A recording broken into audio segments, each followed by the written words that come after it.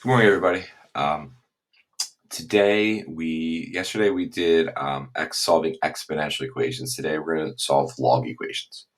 All right, and there's going to be two basic types of log equations. You are either going to have a situation where you have logs on both sides of the equation, right? Or you're going to have just logs on one side and you're going to have other stuff in the other. So either logs on both sides or log on just one side. Now, with either of these types, you might have multiple logs on one side of the equation. All right. And no matter anytime you have multiple logs on one side of the equation, we are going to condense them so you only have one. So the first thing we're always going to make sure is if at most we only want one log on each side. And we would do that by condensing. And we'll see examples of that in a second. Okay. But other than that, it's either going to be logs on both sides or log on one side. All right. So the easier of the two is when logs are actually on both sides of the equation. All right. So this first example, we have log of 2x equals log of x plus 7. All right. Now, first check to make sure there's logs on both sides. We make sure there's only one log. If there was multiple logs on either side, either the left or right, we would condense using our properties, all right, like we did last week. All right, now, real easy. Once we have log of 2x equals log of x plus 7, who cares about the log? We just want if whatever comes after the logs is equal, then the whole thing's going to be equal. So cross out, cross out. All right, and we get 2x plus 7. We get 2x equals x plus 7.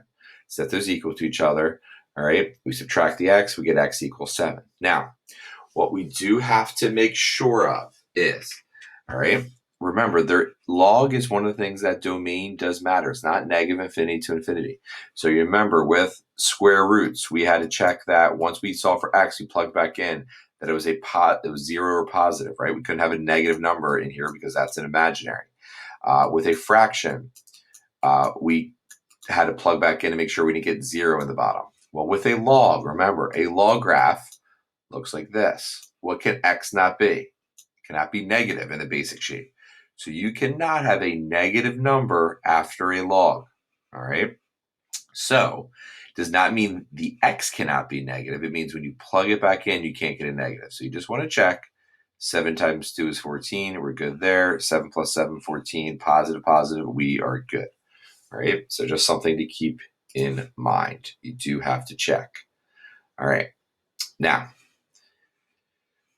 this next example, we have log base 10, which you don't need to write this. So it's just log of x plus 3 equals 2. Log on one side. Not multiple logs, just one. All right. So in order to solve this equation, we have to do something I'm going to call exponentiate. We're going to rewrite this as an exponential equation. Remember, go to left, right, left. Just like we would evaluate. This to that power has to equal that. All right. So when log term on one side, we switch to exponential form, which I call exponentiate, left, right, left. All right. So it is 10 squared equals x plus 3. Well, 10 squared is 100. 100 equals x plus 3. You solve, you get x equals 97. You plug 97 in there, it's all good. All right. It's 100. It's a positive number. It works. Okay. So when you have just one log, we have a log on one side, no log on the other, you exponentiate. You rewrite as an exponential. Just like when we solve an exponentials, we use logs. We use exponentials to solve logs. We use logs to solve exponentials. Okay? They're inverses of each other. All right. Now, here we have an example, all right, where we have a log on the left, two logs on the left, and just no logs on the right. All right, so this is logs just on one side. So we are going to have to exponentiate. Before we exponentiate, we have to condense these two logs. All right, since this is a plus sign, right, we're going to write this as one log by multiplying those two together. So it's going to be log base 2 of x plus 3 times x minus 3. All right, so condense to only one log term per side, then solve like number 1, number 2. So anytime you have more than one log on one side, you have to condense first, like I said earlier. Okay, so we condense using our properties by multiplying. X plus 3 times x minus 3 is what? X squared minus 9.